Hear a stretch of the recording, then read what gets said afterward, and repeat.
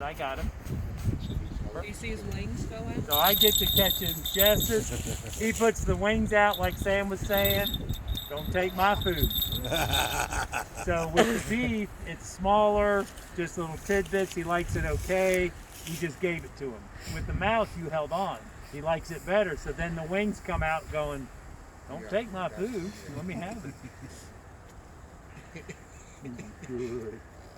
You did good. All right, we got a bird back. Let's go fly another one. And Hoppy won't put up with it. He'd be like, dude, I don't care if you're bigger than me. Sam's a little more laid back. I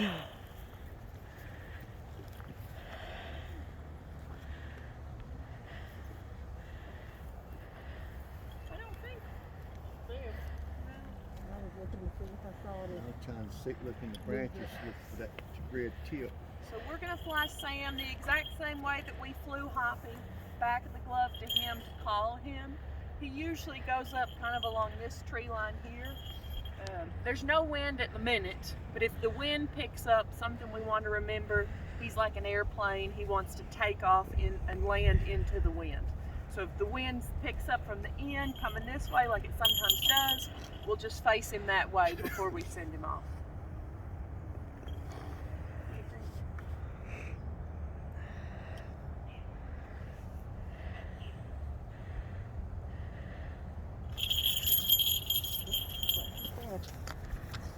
And let's go in the reverse order this time. Okay. So if you two fellas want to come out in the field here with me.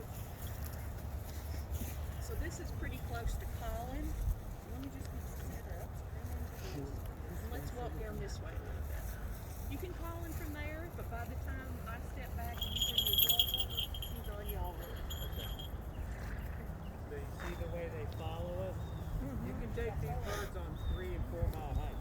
Wow. They'll follow you through the woods, feed them once in a while. That gives them the freedom ride too, when they get to fly. what? That gives them like a freedom feeling. Oh yeah, yeah. And it's a great workout. Yeah. It's a great workout for them.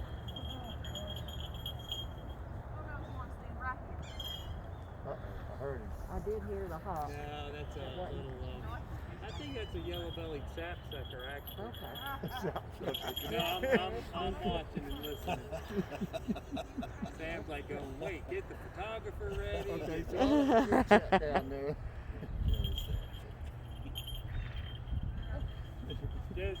Just call him this time.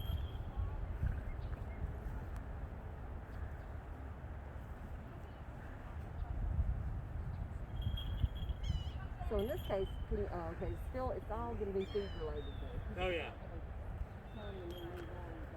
yeah. No, it is all. Yeah, we lose birds when we start thinking they're going to fly to us because they like us.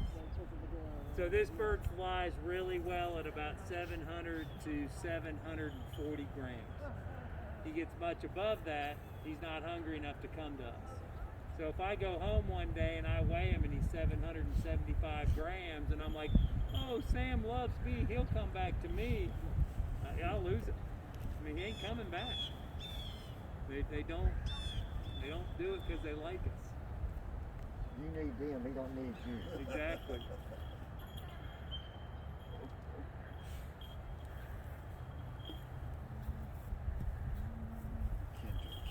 Let's walk down, come on out a little bit. So I'm happy to try that thing, but you got to keep in mind I'm a falconer, not a photographer. All you got to do is hold it and not stick your finger in the front. Well, you mean don't go like this? I can hold this thing. Okay. Hang on here, all the way down. Okay. You see him up there in this tree? Yeah. So Where like you are is that. perfect. Raise it up. Come, Sam. Hey, Sam. That's all I got, baby. That's all I got. You want to fly? He likes that tree. All right. Okay, I think that was National Geographic quality.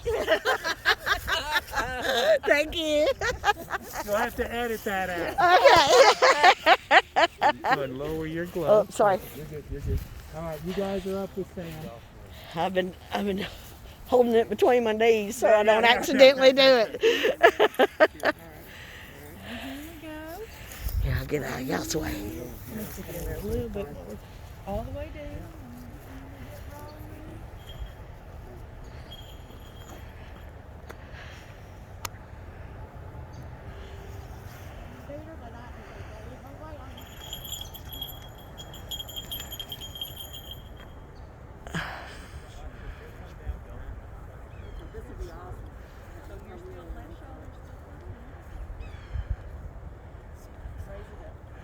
Come, Sam.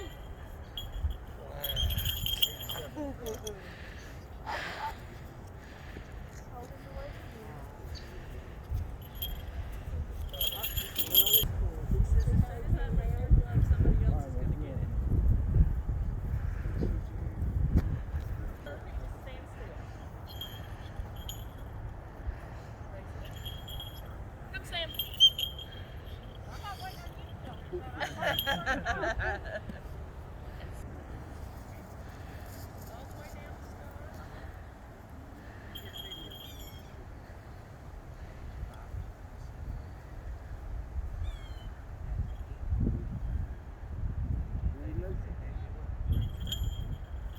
Come, Sam.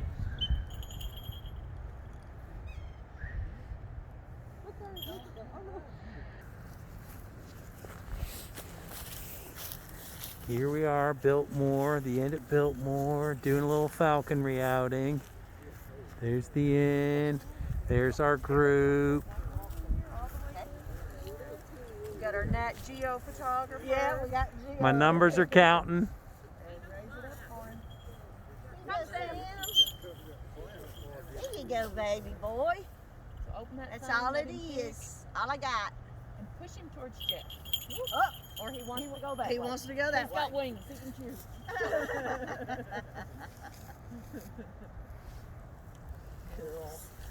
I'm just letting it run. I don't know if you All right, want to thank pause you. or do whatever. Good boy, buddy. Yeah, one of y'all, whoever's going first, second, and third over there, y'all decide. So we're going to call him one term more is equal, and then the last person's going to hold the mouse. Who wants to hold the mouse or doesn't?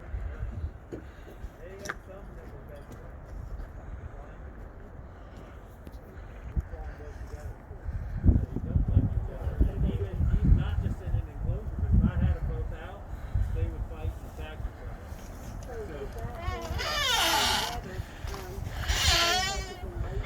Not necessarily. We had 3 sisters and a brother in Ireland, and the brother would fight the sister. He's beautiful. Isn't he? So this little fella is Oscar. Hi, Oscar. Isn't he cute? Yeah. He is a barn owl, B-A-R-N.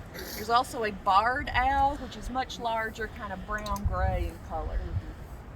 So we told you guys, Sam and Hoppy have incredible strength. Pisgah has incredible speed. This guy has incredible hearing. So if you look at that beautiful heart-shaped face, you think, oh, it's super cute. Well, it is super cute, but it serves a very important purpose. Think of the shape of your ear. Think about cutting your ear off, gluing them together. That's also the shape of Oscar's face. And now he's not so cute. His face is a giant ear. It's built to collect sound. So you can't actually see the ears through the feathers, but they're inside that facial disc, kind of in this region here. They're slightly offset, so one's higher than the other, and they're turned at different angles. So we hear something rustle in the leaves over there. That same noise reaches his ears a split second different. That gives him the ability to triangulate exactly where that something is. They've done experiments with these guys, pitch black room, he catches a mouse based on sound alone. He's 1.5 years. He weighs about 1 pound, so half a pound less than Sam and Hoppy, but his wingspan is the same. So he comes out at nighttime, flies low over a field. As he flies low over the field, he's hoping a little mouse will scurry. It'll move, he'll hear it, makes a meal out of it. Correct. Yep. So he sees so-so in the daytime, But like we fly him at the 2:30 outing, so it's kind of later in the day for him. But sometimes he'll come to your glove and he feels for the food with his beak. You know, Sam and Hoppy, they're flying to you and they're taking that piece of meat and going. This little guy doesn't see it. And he gets very distracted as well. So if you think, imagine you don't see very well out here, but you're hearing everything. And that's where your attention goes. So somebody walks along the leaves. A bicycle goes through the woods here, the interstate in the distance, the bells of the other birds. There's a lot going on. So you look at Oscar and you think, he's not camouflaged on his stomach at all. And then you look at his back and you think, well, he is pretty camouflaged. He's camouflaged in two ways. So a predator looks down on him, his back blends in with all this really well. If you're the mouse on the ground looking up towards the sky, as you look up, the lighter color of his belly helps to break up his silhouette against the sky. So if you think about a shark or a trout, they all have dark backs and light bellies. Same thing. Yeah. And when Oscar flies, you don't hear him. So if you have a look at the leading edge of his wing here, it's kind of frilly. So somehow as the wind passes over his wing, this little frill helps to eliminate any noise that's created. If you compare that to the hawks or the falcon, they have really rigid feathers. They don't need to be quiet. They have speed or strength. Okay, yeah. Right on there. Right in here. Do you guys have any questions about Oscar or the bird? So owls in general, so are they, is it the same, it's the more hearing Oh yeah. than, Yeah. than And I mo- never knew that. They've got that facial disc. So there's also a northern harrier that has that facial disc, but that disc is for collecting sound. So when they talk about being able to turn, it's really so they can hear. It could be hearing, yeah. So when he was little, he did a couple things. So when we're standing here talking, if you were kind of shuffling around a little bit, He turned and he would looked. look at you and kind of do this funky head thing, and it was so fun because everybody would do it back to him. But we think if he's trying to move his ears around or his eyes around to get a better overall picture of what's going on. Are they called barn owls? Obviously. I don't know what they were called before we had barns, Okay. but yeah. I was wondering. Yep. No, that's a good point. Yep. Okay. Yep. So these guys are great rodent killers for barns. Oh, they'll pick off And quite a they're few cavity mice. nesters. And a barn is a huge Yeah. cavity. Yeah. I mean, they would also nest in an old tree that had a hole in it if there wasn't a barn around, but barns are perfect. Yeah. Well, we appreciate you guys coming out with Ah, us. this was Thanks for bearing the wonderful. We got cold. 2 birds back. Thank Nobody you lost so an eye. much. Good outing, yeah. Yeah, it was Above all great. standards.